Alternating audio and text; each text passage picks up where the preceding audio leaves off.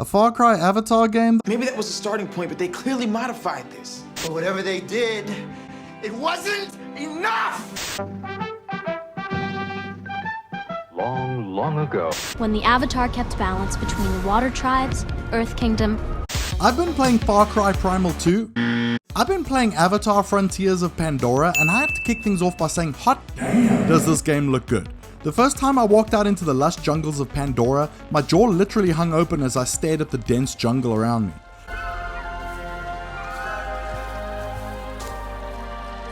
Right, so the graphics are like really good, even once I swapped to performance mode, but I knew going in that Ubisoft essentially retrofitted Far Cry to make it work as an Avatar game. I gotta be honest, I'm actually really bored of the Far Cry formula that they've repeated over and over at this point. But you know what? Avatar is a Far Cry game?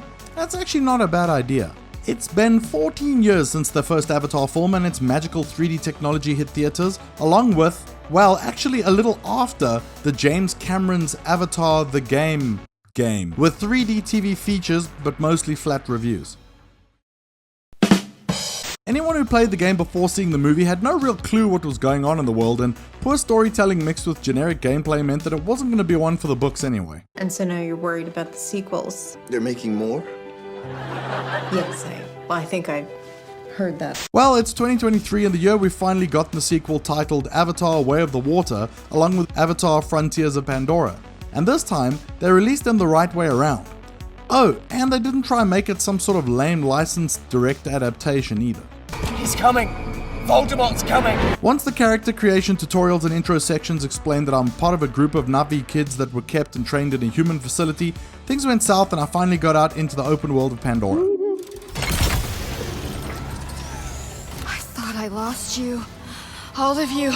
Once I'd finished gawking at the scenery and taking clips and screenshots, I was really surprised to find that the familiar but slightly different Far Cry mechanics really serve this concept and the world of the Na'vi really well. It feels really good getting around the world, and the combat with its combination of bows, guns and thingamajigs are pretty familiar. Upgrading skills, harvesting and crafting all come along with the Far Cry package, but again, it all feels quite well suited to the Avatar wrapper, and there are some survival twists to the usual formula that I quite like.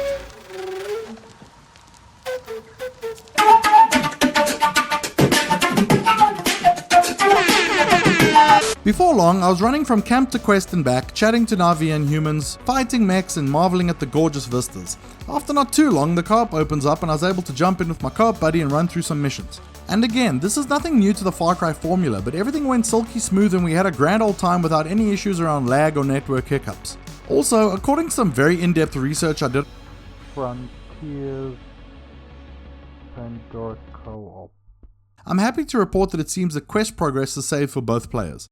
I mentioned earlier that the game looks really amazing, especially when in quality mode at what looks like a solid 4K 30fps. So good in fact that I wouldn't blame anyone for sticking to 30fps to keep the incredible visual experience going. The details and the density of the environments combined with the magical flora and fauna of Pandora really blew me away. It's just so beautiful and feeling scarily close to what the movies look like these days. Okay, maybe we're not quite there yet. Performance mode won me over though, because it still managed to look really good. However, I won't be so bold as to call it a 60fps mode, as it seemed smooth most of the time, but definitely had a couple of heavy dips now and then.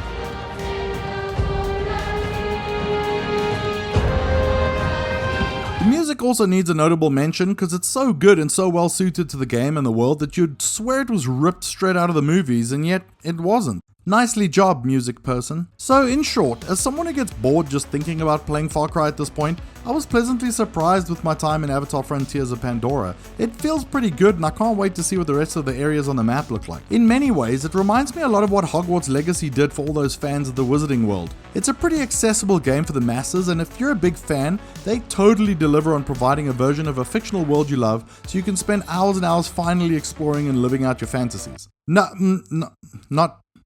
Not those ones. Or 10.5 inches, you might do. So whether I can recommend it based on my feelings so far really comes down to how desperate you are to play a new Avatar or Far Cry game. If you're a huge Avatar fan longing for a good game set on Pandora, this is exactly what you've been waiting for. For someone like me, it feels like something pretty good to get into for a time when there's nothing else for me to play. But compared to the other options out there, there's also nothing here that I've never really experienced before. You know what you did? I know what you did!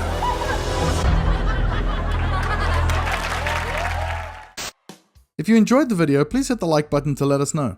Also, drop a comment and check out the channel for more videos. Thanks for watching. We'll see you soon.